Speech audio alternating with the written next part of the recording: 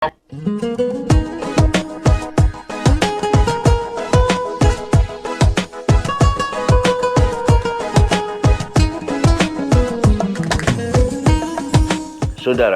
inilah pemandangan di sekitar kota Madinah Al-Munawwaroh. Perjalanan kali ini menuju ke Masjid Quba yang terletak di sekitar 3 km sebelah tenggara pusat kota Madinah. Masjid ini merupakan masjid yang biasa dikunjungi oleh para jamaah umroh atau haji karena memiliki sejarah yang penting dalam peradaban Islam. Masjid Quba adalah masjid pertama yang dibangun oleh Rasulullah SAW, yaitu pada tanggal 8 Rabiul Awal di tahun 1 Hijrah atau 622 Masehi.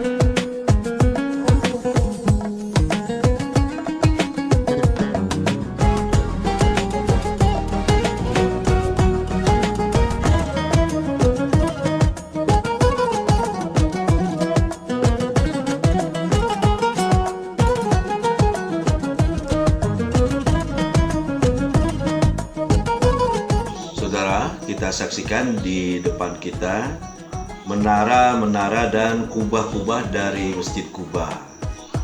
Seperti yang saya katakan tadi bahwa Masjid Quba ini memiliki sejarah yang penting dalam peradaban Islam. Sejarahnya yaitu ketika baginda Nabi SAW dalam perjalanan hijrah dari Makkah ke Madinah, setibanya di kampung Quba ini, Sayyidina Umar radhiyallahu anhu mengusulkan untuk membangun tempat berteduh bagi Nabi Muhammad SAW agar dapat beristirahat siang dan bisa melaksanakan sholat dengan tenang. Lalu Sayyidina Umar radhiyallahu anhu mulai mengumpulkan batu-batu untuk mendirikan masjid.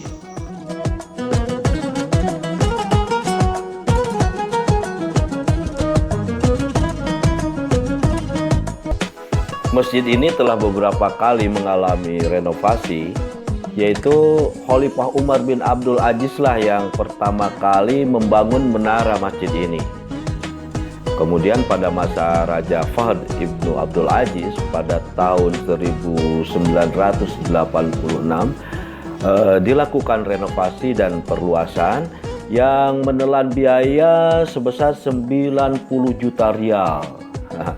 Dengan adanya renovasi dan perluasan ini menjadikan masjid ini memiliki daya tampung hingga 20.000 jamaah.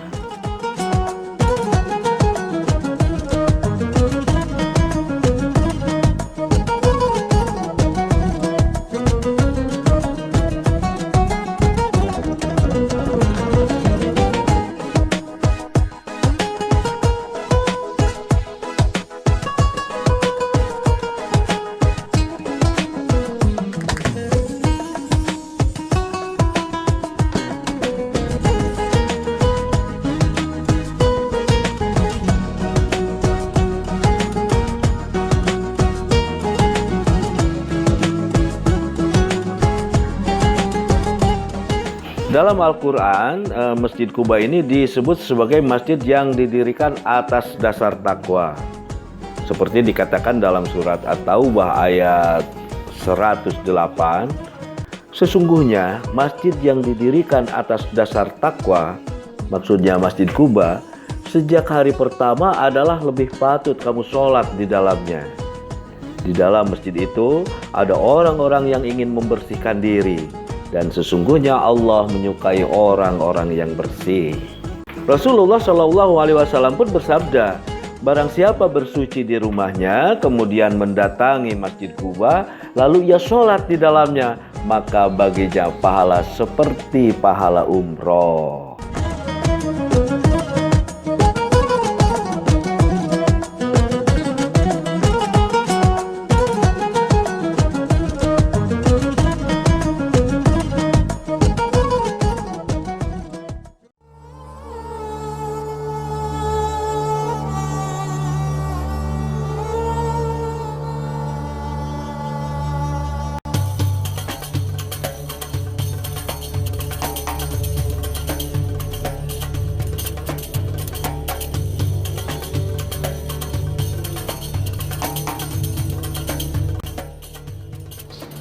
Dalam hal ini, akhirnya Rasulullah SAW karena beliau mengetahui informasi tentang data dan jumlah jemaah, jumlah pasukan kafir Quraisy yang berada di Makkah yang mereka sudah bersiaga untuk menyerang kota Madinah.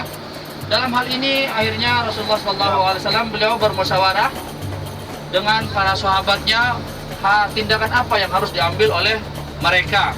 Sehingga sebagian dari mereka mengusulkan, termasuk juga Rasulullah SAW, alasan karena ini menunjukkan strategi yang kurang bagus. Sehingga sebagian yang lainnya memberikan usulan, yaitu bagaimana kalau seandainya kita menghadang mereka di Gunung Uhud ini saja. Yang di depan kita inilah yang disebut dengan Gunung Uhud. Ya, menghadang mereka di Gunung Uhud menunjukkan bahwa kita adalah pasukan yang berani maju ke depan dan menghadang di perjalanan mereka.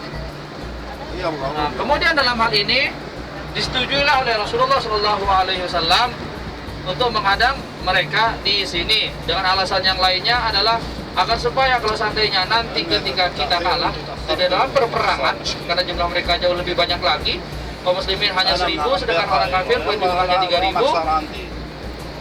Jadi kalau seandainya kita kalah, kita bisa menyerang balik mereka dari arah belakang.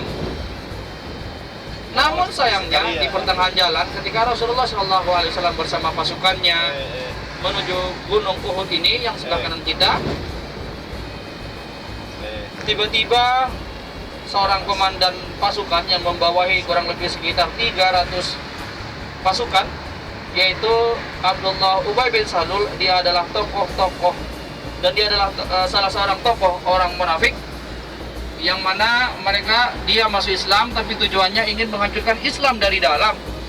Di pertengahan jalan tiba-tiba Ubay bin Salul ini malah menggembosin kepada pasukan yang dia bawa kurang lebih sekitar 300 orang jumlahnya.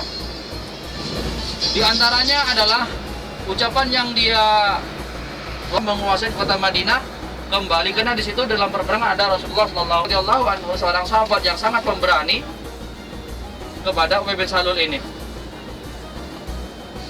Nah, dalam hal ini sehingga kata Rasulullah SAW, nggak usah bunuh Ubay bin Salul, karena nanti dia khawatirkan ada fitnah lebih besar dari itu, nanti diisukan bahwa Muhammad membunuh sahabatnya sendiri.